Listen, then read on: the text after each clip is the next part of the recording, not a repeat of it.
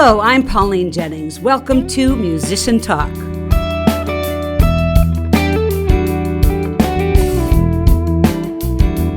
Today is my second in a periodic series of catch-up episodes.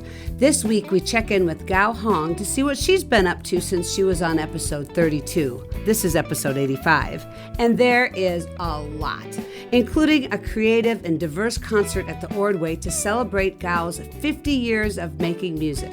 And the mayor of St. Paul honored her by naming the day of the Ordway concert Gao Hong Day. She's also received more gold medals and awards for her music, created compositions for multiple commissions, performed around the world, taught, toured, recorded an album, and unbelievably so much more. Let's get some details. It's time to talk with Gao Hong.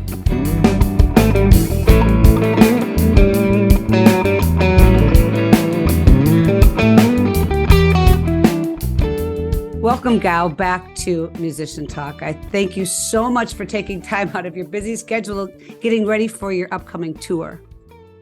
Yeah, thank you so much for having me. It's such a great pleasure talking with you again. Oh, you too. And I wanted to catch up with you because when I watch your Facebook feed, that you have so much going on, incredible things going on, innovative, creative things that I think everybody would want to see and go to. So I thought it's a really good time to catch up with you and see what you've been doing and let people know what you've been doing, including this big, huge Ordway concert that was in honor of you that I want to talk to you about. So let's just dig in. Let's tell us some of the highlights of the past year since you're on. The Ordway concert was 2022, April 3rd. That was celebrating my 50th years playing the Chinese pipa. And I was very lucky, even get a letter from Senator Amy Klobuchar, Tina Smith, and I also get a proclamation from St. Paul Mayor on April 3rd, 2022 is a Gao Hong Day. Can you imagine that? I saw that. Yeah, it's the most amazing honor I ever even dream of. So that was to celebrate my 50th years playing the pipa. But this year, I have today, March 24, is my newest album worldwide release by the Naxos ARC Music in the UK. So this is a new album that you just finished and is out now. Yeah, today actually the worldwide release.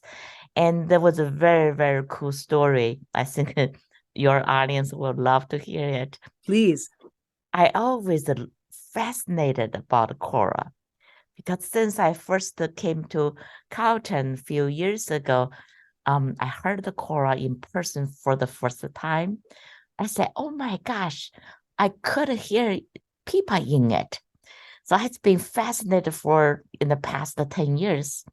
So last summer, my daughter working at London, and I visited her.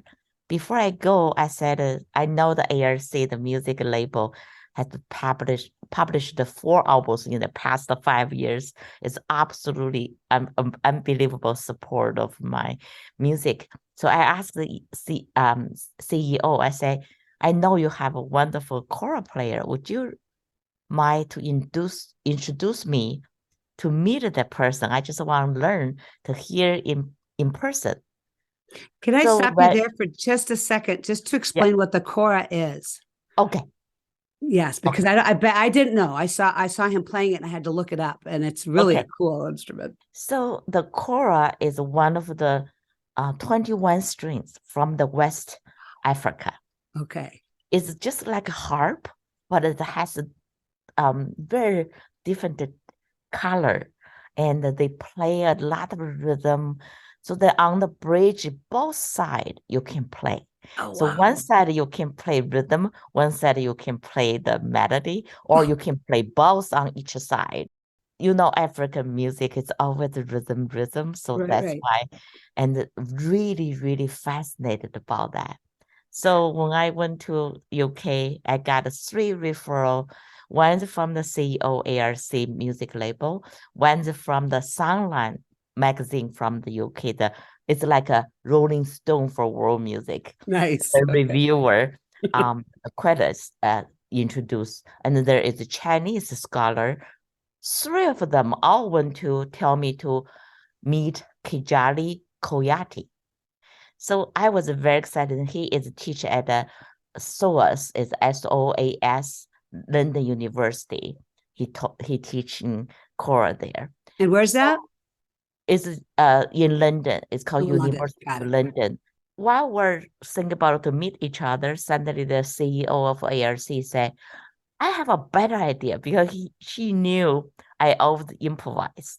He said, how about we reserve 5 hours in London to recording?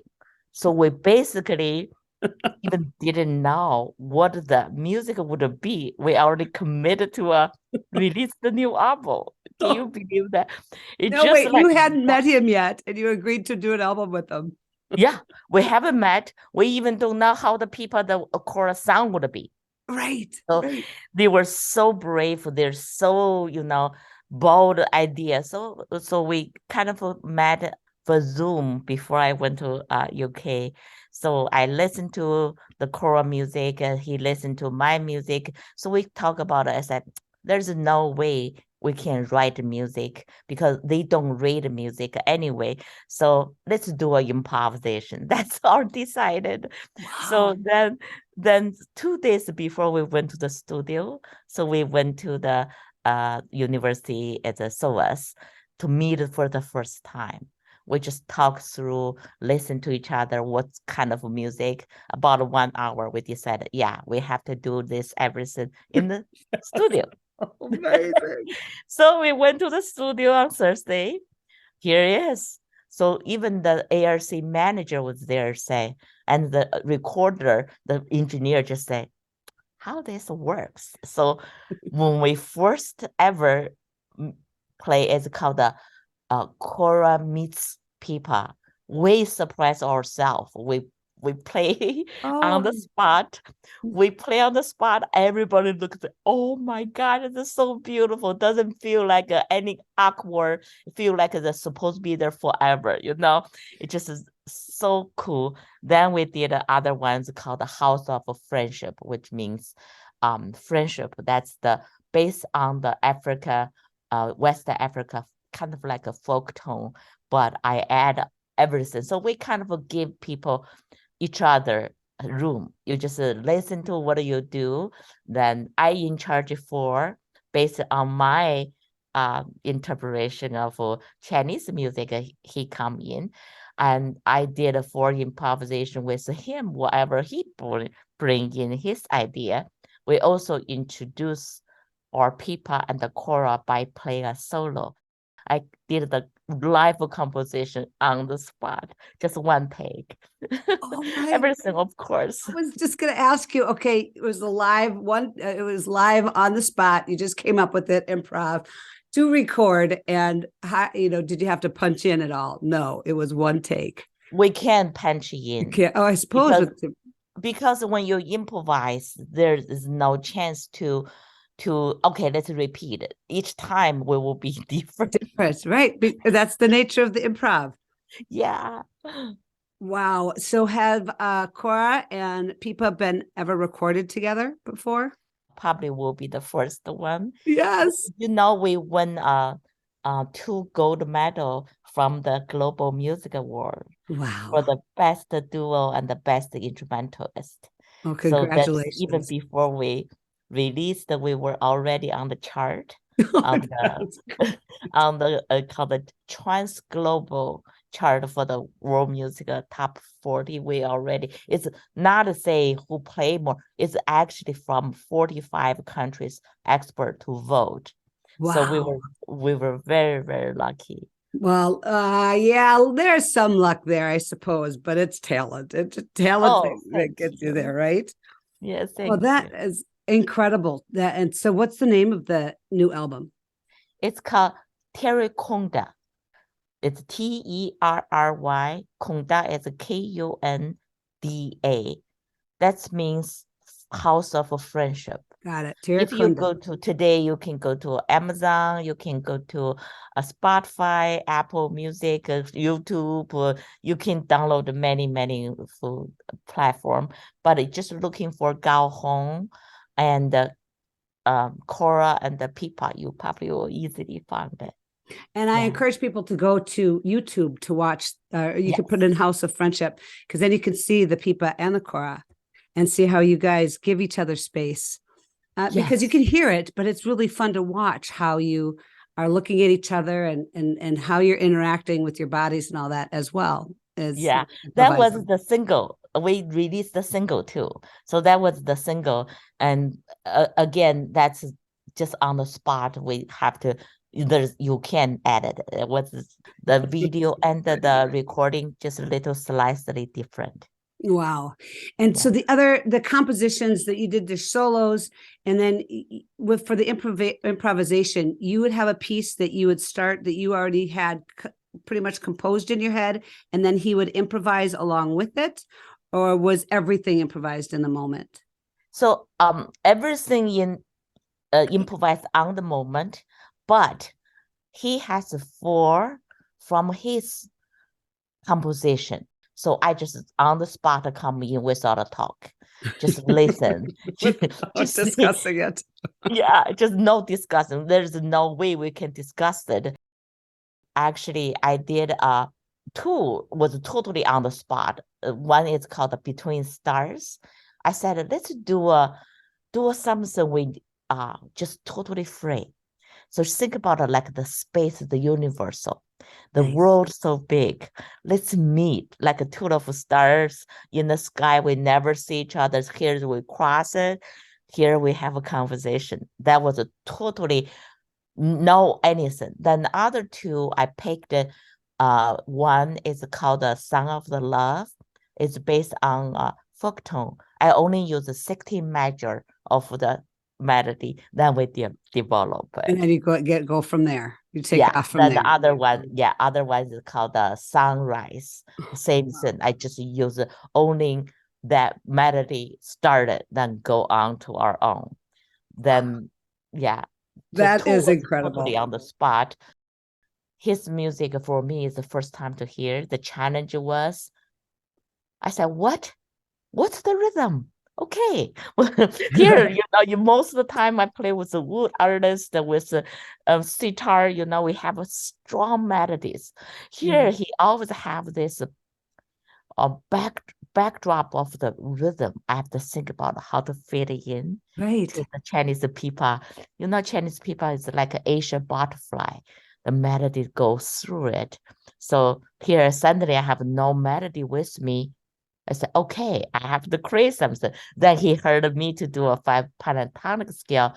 Even his 21 strings are hard to play, but he was able to play 5 pentatonic scale with me. Had he ever done that before? He's the first time he ever played with people. That is wonderful. Let's just go ahead and dig into this song and take a listen to it. This is my guest today, Gao Hong, improvising with Kajali Kyati on their new album called House of Friendship. And this is the title track called House of Friendship. And it is improvised, folks, in one take. So let's take a listen to that right now.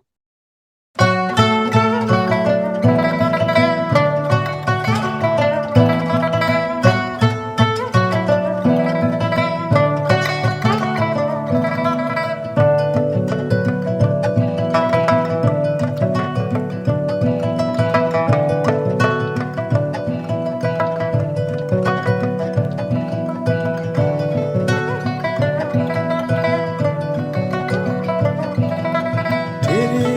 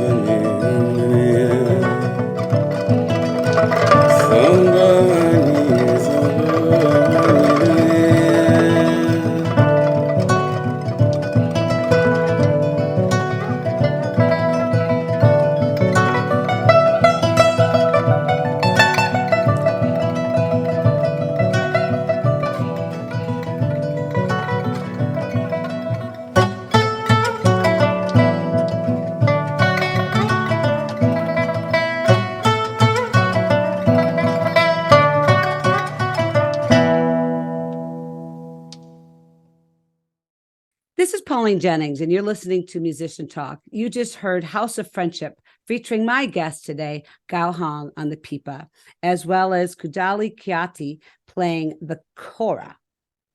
And I want people to go and look at that instrument. It is such a cool thing. It's got a wooden round sphere on the bottom, and then on top it's like a harp. And also he sings during this composition. And his voice is so pleasingly haunting, I guess I would say, right? I think so. I love that. I wish we have a more singing, because that's the only track with the voice. I'm glad we picked that one, because it really adds another layer, doesn't it? Yes. When you guys are playing together, particularly, it sounds like way more than two instruments. Yeah. I mean, you're both together we have 25 strings, right? That's right. That's right. And how you are able to play all those is amazing. And it does sound like there's more than two instruments there. So, wow, your technical chops, both of you, is just astounding. You're welcome. So we talked about improv on this album, but how about compositions? You write quite a bit. So what's your process for composing music? That's a wonderful question. I for me, in the very beginning, I was just a pipa player, but after I came to America, I realized a lot of music, they don't have enough space for the Chinese music to play a solo. When I first came, they only gave me 10 minutes to play. But in this 10 minutes, if I play one style, which means very, very calm in the Chinese pipa repertoire, I will miss the colorful pipa. If I play the very, very flashing, with a fast stroke, they will miss the beauty of a pipa. So I decided to write my first composition, Flying Dragon, based on my own story of flying. Dragon is my year I was born. Since 1997, I started composing. And first, the beginning just for pipa, because I play pipa. Then later I started writing for choir, read for string quartet, for piano trio. During the pandemic, I was very, very lucky. I got 4 commissions for orchestra, for pipa concerto. Yeah, and 1 including the Minnesota Orchestra. And I'm very excited about looking forward to the April 29th to celebrate the Civic Orchestra of Minneapolis' 70th years. They commissioned me write a pipa concerto. So we supposed to be premiered March 5th, but because of the pandemic, the COVID, we had 11 player had a COVID. Oh, we no. had to delayed. So the April 29th will be the world premiere. Then the other thing I gotta tell you is the most amazing, rewarding is the Minnesota Symphonia commissioned me write an overture. I never wrote overture, but they just say, okay, let's write something. Give me by May 1st. That was March 2021. I wrote that in 10 days. Just 10 days. I sent it in. They did a world premiere from 2021 October until today. We already have 10 orchestra played the piece. 10 orchestras have played this overture that you didn't even know that you could write. Yeah, including a concert in Carnegie Hall. Oh, right. Yeah, last December in Carnegie Hall. Now we have a more scheduled for this piece. So that was very, very rewarding. That's the first time I went to Maryland on out town without a pipa as a pure composer. Wow. That was a milestone. Oh my goodness, you are so, I don't know how you fit all this in. I guess you do when you write an overture in 10 days, which is just amazing. Now I just made a brand new for our Carlton band, symphony band, to change the overture to band and the Carlton Chinese Music Ensemble to perform on May 21st. Oh, wonderful. May 21st, the Carlton, which group? Carlton Symphony Band. Okay, the Carlton and the Carlton Chinese Music Ensemble. We add a few soloists. Got it. So in this music that you compose, do you incorporate Chinese instruments as a matter of course or not necessarily? I do. I do some of course, some of just elements, give the little Chinese flavor there. It also gives, because I have to imagine in the Western world, there isn't many compositions for people that play pipa or other traditionally Chinese instruments. So you're giving those students and those professionals a chance to really play their instrument and have solos and have their spot in the sun. Yes. I think right now is I trying to use Chinese instrument as soloist or color. I always like to do a new concept. I think probably I'm the only crazy person ever done that. Is I will writing down every part for the orchestra, like the premiere in April 29. All the Civic Symphony of Minneapolis have every part they have. Wow. But my pipa part, I leave a bigger room. I would like to improvise. This way, if the person come to see my world premiere of the pipa concerto today, next time you go see second time will be very different. So I want to bring the fresh air because I love improvise. When I improvise, I feel like my heart is more with the audience. The audience is watching me to create on the spot. I think it has a better connection. So we feel the music at the same time. So that's my new concept. I don't think anybody ever done that yet. Right. I love the idea of, particularly for student groups, for these kids to learn how to improvise, because it just makes you such a better musician to be able to do that.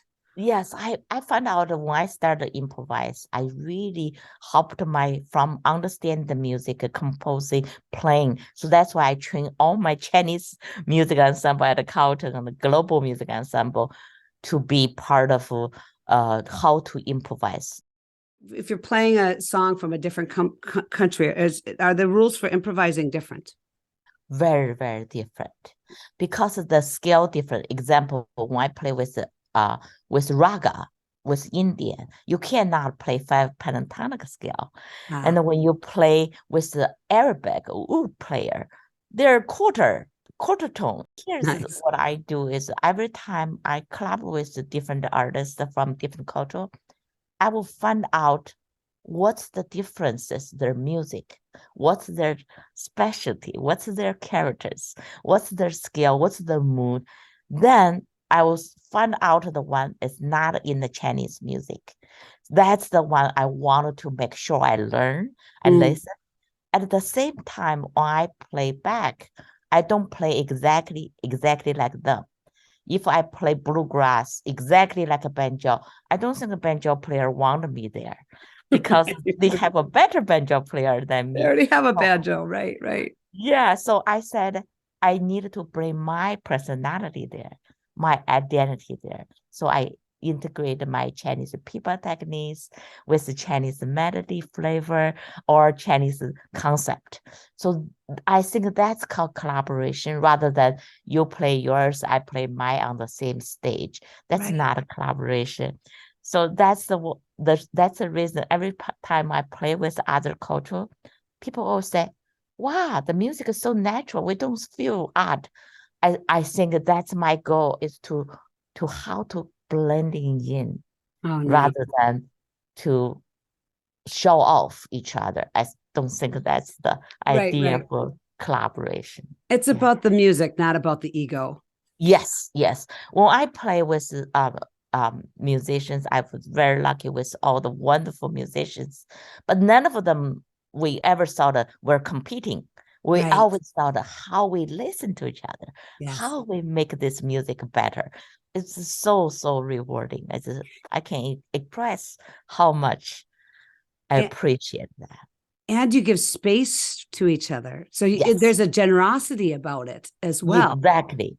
That you give space to the other person. And I really, you really see this in speaking in tongues, which we're going to listen to a song from that group next. And again, it's so rewarding to watch you guys play together because the body language and how you're listening, you can just see the whole body is listening. You can see it, right? Yes. Yeah. It feels to me that people can be played in so many different ways and styles. You can get so much emotion out of that instrument, it seems to me. Exactly. Actually, people, everybody, if you just heard this, people on radio, I remember first the year I came to America, somebody said, how many strings? I said 4. Oh, I thought it was 20. So it's very, people have over 100 different techniques on both. So together, so the left hand is extremely expressed, very emotional, especially the style I'm playing. It's called the Pudong style. My teacher is the 6th generation of the best musician, one-on-one pass on. So I was the only students ever recording a CD with him. Wow. And so I use a lot of left hand to express my feelings, a lot of right hand to give you all the texture of the pipa techniques. And the right hand you use to, are on the strings you use to strum and pick, and the left hand is the one doing the, I don't know, pressing the kind notes. of like you're pressing on the guitar. But I have a lot of vibratos and many different way you can put the string underneath the string to make a sounds like a percussion sound. You can make a Chinese people talking. You can make a horse trotting. You can hear water. But it's really a fun instrument. And that's all done with changes that you make on your left hand. Yes. And then you add what you're doing with your right. And I can see how there's so many iterations of different sounds and feelings you can get from that instrument. Wonderful. So let's move on to our quote. And this is by Moliere. And here it is. All the disorders, all the wars which we see in the world only occur because of the neglect to learn music. I love that. I love that. You know why I love this so much? Was in 1997 when I first time collaborated with my first cross cultural with a sitar player, Shubhandra Rao, who is a Ravi Shankar's best student. He lived with Ravi Shankar for 15 years. The first time we ever collaborated, and we even couldn't find a common ground because we didn't know what's going on. But after 3 days, we finally found the common ground. We posted this YouTube, had thousands and thousands of people watching it, including Ravi Shankar. Called him, say that's one of the best collaboration with sitar. And he was so excited. He said that's more than I win a Grammy. But anyway, wow. After we posted that, if you look back, it's called moaning. If you look at the people who wrote it, some of so touching. One of a quote I never forget it. They said, to see three people, that was 1997. Can you imagine a Chinese people, Indian sitar with American tabla on the stage and play this beautiful melody? Then they said, by looking on the stage, I hope at that time we had a war in Iraq. Right. They say just by looking that, I wish it's more of music rather than war. So exactly the quote you will quote, and many of them say, I wish we can use this music can bring peace together. Yes. Everybody wrote that, so many of them. I still remember when I did the Asia Fusion concert 2008. There was one lady came to me. They said, Gao Hong, if you could let them play so beautifully, why just talk to the people, stop the war? That's the lady believe I could use music to bring peace. So that's why I love the quote. If everybody not to fight, not to use the war, let's use music to communicate. Let's use music to make a peace. That would be our ideal world, don't you think? I totally think. Yes, Yeah. exactly. And I think of kids growing up and learning music and the things that it teaches you about community and about collaboration and about acceptance and about risk taking and about being vulnerable and about trusting people. All those things that you learn as a musician that would help a person or inspire them not to want to go to war, to make music instead. Exactly. It just seems like it gives them the tools to avoid war. By the way, I really, really want to emphasize on April 13th, I'm going to bring this incredible musician, the superstar, the zither player who won the Emmy Award. He played with Yo-Yo Ma, Cornell Quartet. She's come from San Francisco. I also bring an amazing koto player from Japan who played with Perman, with Yo-Yo Ma, and beautiful Japanese koto, unbelievable. Of course, Kijali and Koyati is come from London. He will join with me. And I also met a Venezuela harpist, unbelievable, beautiful. So we have 3 continents here. Wow. So, and all superstars. Every one of them, you will be shocked just by themselves. Now we're going to play together. Called the Asia Fusion, Gao Hong and the Friends in the McPhail Center for the Arts at 7 p.m. After we're done talking, I'm going to try to get tickets. And that's Thursday, April 13th, 7 to 8:30 at McPhail Center for Music. And it's this Asian fusion group that Gao's put together that to hear you talk about it, I don't know anybody who wouldn't want to go. It sounds absolutely fabulous. Another concert you have on the same day, but at noon, is a Schubert Club concert. Of courtroom concert. How interesting. And this is you with speaking in tongues. And the reason I bring that up is because the next song we're going to hear is Speaking in Tongues, which is you, Soa Mensa on percussion, Enrique Toussaint on bass, Mark Anderson on percussion, and you on the pipa. Yes. Correct? Yes. Guess what? 25 years ago, our first concert is in Northfield. And all of these people are musicians at the top of their game. They're all just incredible musicians. And this next song we're going to hear is Quiet Forest, Flowing Stream. This is one of your compositions? Yes, this version actually was traveled all over the America with the Science Museum, nature really? song. Yeah, they use our music. They see if they could use it. I said, sure, that's no problem. Yeah. So this is really nature. It's so cool. And so I use the water. I tell him, use this water like a real water was flowing. I just love that. Yeah. Into a bowl, a big, yes, it wasn't a recorded sound. It was actual water being poured from one container to another. And this song, I think it certainly takes you on a journey in nature, and you can feel the river. It's when you get to the rapids, you're at the rapids, and when there's a waterfall, you can hear exactly. You got it. And then you get to the bottom of the waterfall, and it's just clear, calm water that you're just luxuriating in. Wow, you really understood exactly what I was thinking. That's exactly what I wrote about it. Thank you. Good. I want people, when they listen to this, to listen to the space that you guys give each other and that you don't feel that you need to fill.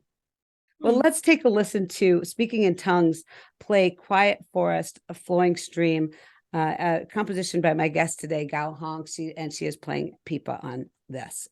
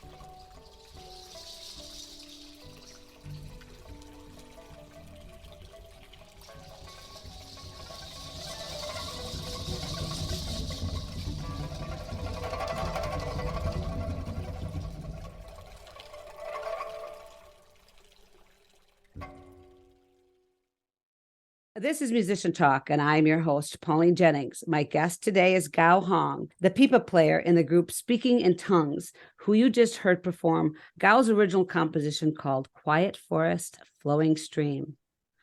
Again, the notes all I have here is first of all, effortless, all of you. Effortless. It looks just so easy to do what you're doing, and I know it's not. I totally know it's not. And the journey, it just takes you on a epic journey, emotionally and also just almost physically as well. So you have a tour coming up, and I'm so thankful again for you squeezing in this interview before you left town.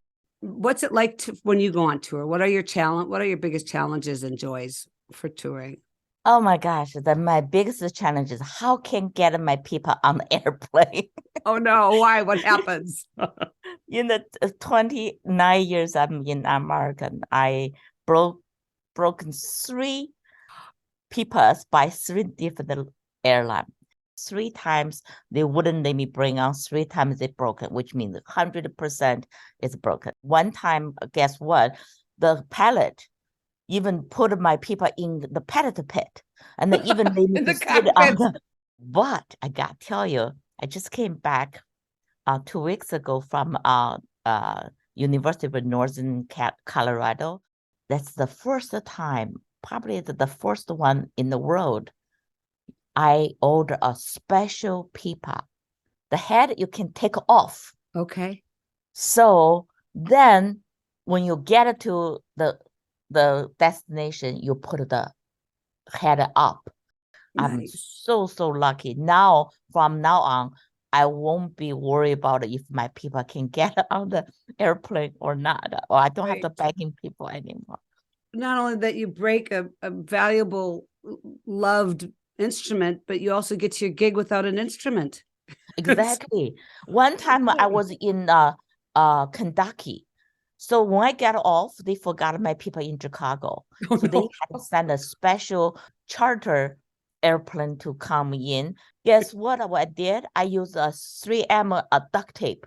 I literally used a duct tape Oh, to get everything, because when they bring to send me about 20 minutes before my concert is for convocation.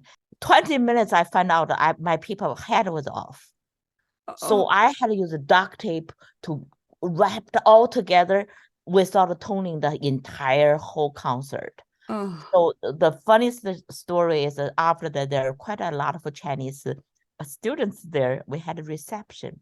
They said, Gao 老师, which means teacher Gao, you're a pretty well-established famous pipa player.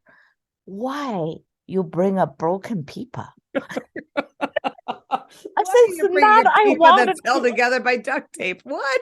Yeah. So why you bring a broken pipa? I said, sorry, it's not what I wanted to. That was broken before I can play it. Right. So that's some funny story when I'm on tour. The Yeah. biggest challenge is the pipa.